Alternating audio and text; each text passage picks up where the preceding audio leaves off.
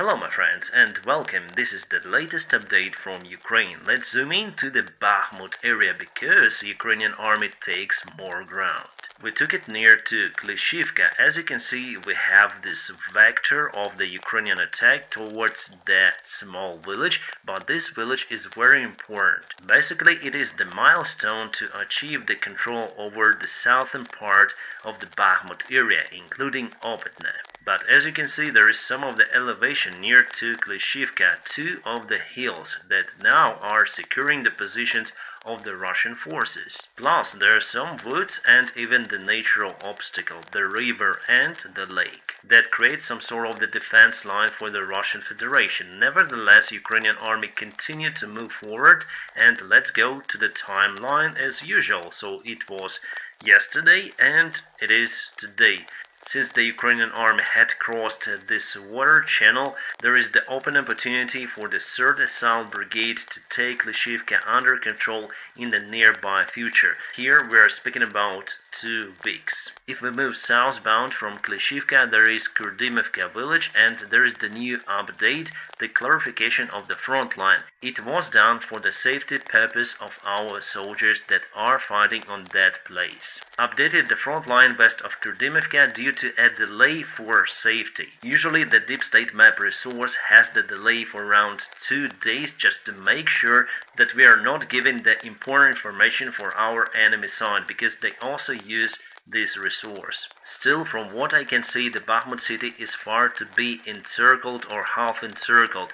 Still, Russia has 2 of the big humps on the northwest part and on the southwest part. However, Ukraine was able to liberate all of those territories, which is quite a lot and even more than the Bakhmut city itself. The Russian army, without the Wagner backup, is unable to move forward in that region.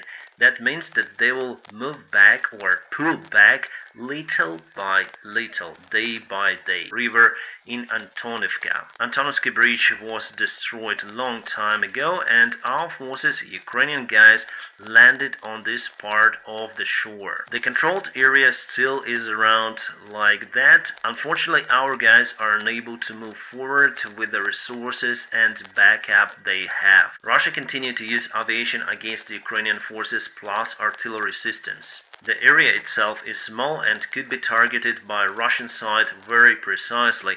Unfortunately, they destroyed the part of the construction of the bridge that was used as the shelter for our guys. I hope that our guys moved from the place on time. Today I was monitoring the enemy side, and some of the Russian Telegram channels stated that Ukraine hasn't severe losses because of the Russian recent attacks. They used Iskander ballistic missiles. Plus, according to their information, Ukraine continued to send more reinforcements to that area. I hope we will have enough forces just to push to the south and try to get Aleshki under control. Aleshki is the closest village or the small town, which is still around 3.7 kilometers away from the Dnieper River. That is not a lot, but for now our guys are unable to land the heavy vehicles across the Dnieper River, so just infantry is based over here. I just hope that this landing operation was well planned and it's not just the waste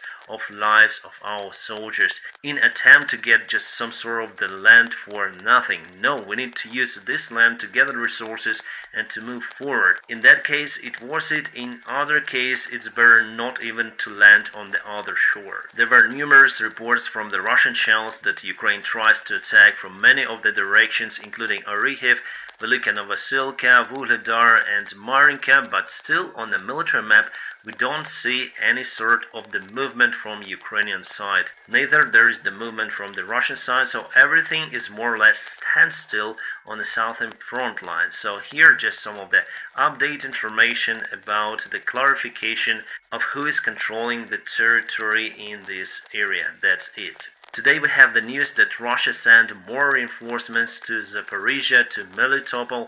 They continue to use the Kerch Bridge as their main supply line to send the troops faster. Recently, the Chongar Bridge was significantly damaged, but Russians were able to repair it, unfortunately. At the same time, today there were the strikes reported in Melitopol, in Berdyansk, again in Luhansk, so Ukraine continued to target the Russian supply lines. The question is why there is the only one Storm Shadow missile was used to target the Cherngar bridge. Probably it was done just to check if the bridge may sustain this damage, and bridge was more or less easy repaired. I'm sure that Ukraine doesn't have lots of the Storm Shadow cruise missiles, plus we don't have enough planes to carry them and to launch the massive attack on a single target. That's why I think that Ukraine decided to postpone the decision to cut the Cherngar bridge for the Russian forces. Maybe we're gonna use the other long-range missiles. In general, what can I say about the Ukrainian counterattack?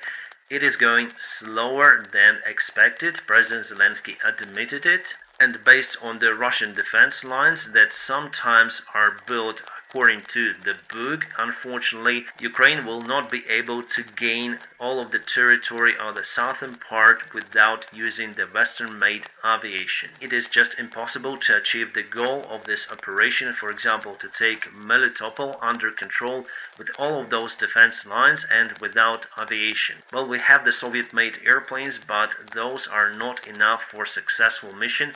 Plus, they are very outdated compared to the Russian planes, like Su-35 that has the most powerful radar from all of the fighter jets in the world. So they may locate and target our airplanes being very far away. I expect that at the end of this year we're gonna start to receive them, but next it's gonna be winter time, summer again, and that summer could be successful for Ukraine. Well, actually we may go all in right now using our ground forces only, but that is not okay for Ukrainian losses. You see, our country has much less population compared to the Russian Federation. That is why less resources. On the other hand, Russia has aviation, they have superiority in ammunition still.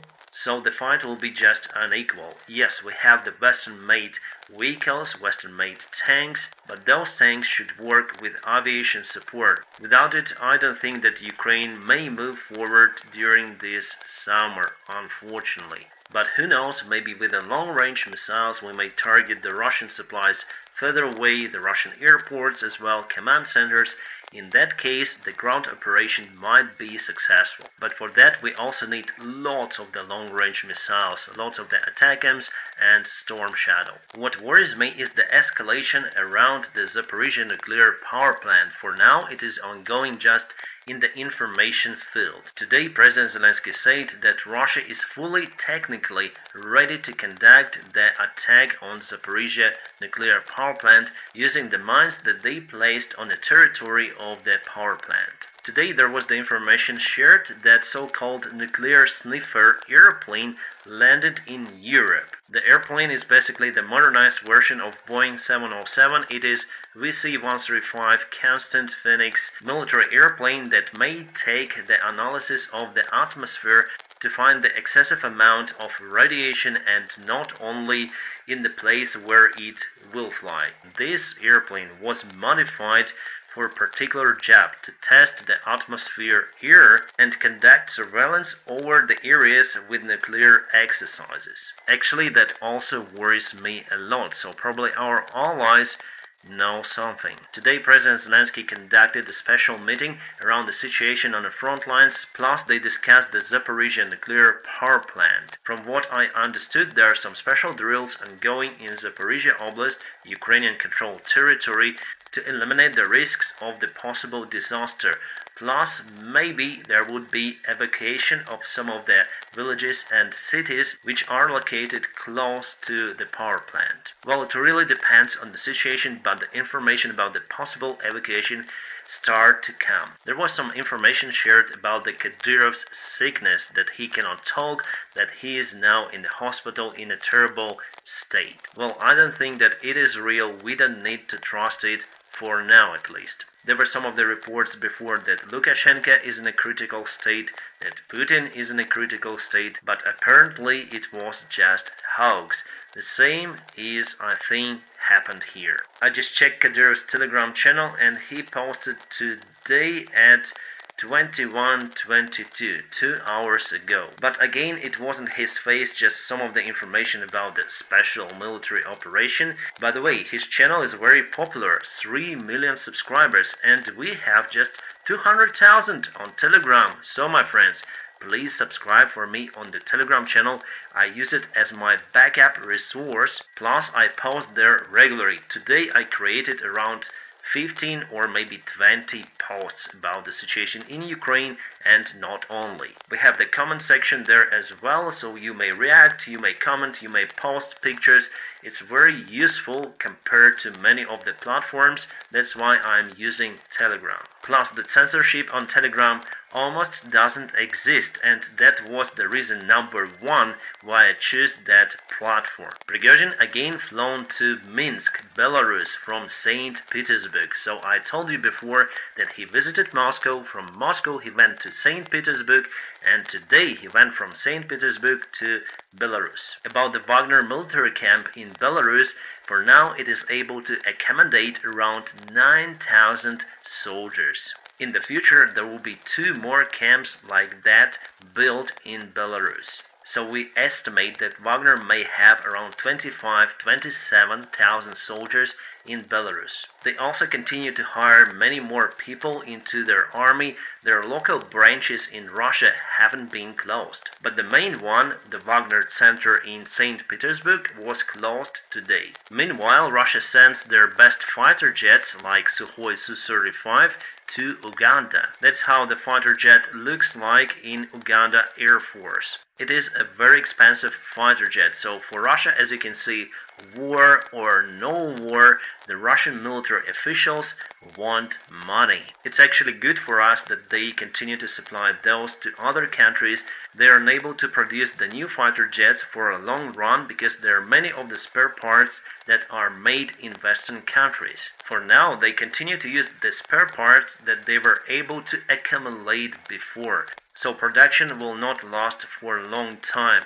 So this airplane has the most powerful radar from all of the fighter jets in the world. Yes, F-35 has less powerful radar, but it has the different structure that compensates less power. But will not have the F-35s, and in that case F-16s would be spotted before they would be able to spot the Russian planes as Su-35. But F-16s are much better compared to the old MiG-29s. This is the Leopard tank of Ukrainian armed forces, and here you can see the Contact 1 armor. It isn't standard and was done by Ukrainian technicians. The Contact 1 is quite useless against the modern-day tank shells. Also, it will not save against the direct hit by artillery shell. So why do we need it? Mainly against the Russian Lancet drones and FPV drones that may carry the RPG shell. For that purpose, this protection is superb. Russia again recorded the absolute cringe they want. Their goal actually is to target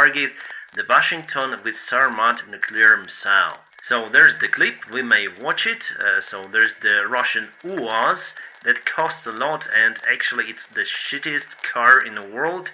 They have the rocket on top, it says now Washington, which means to target Washington, and lots of the Russian people who are following the car like zombies. Just look at those intellectual eyes. This woman was just shaking like some of the Satan took her body, and it's so cringy.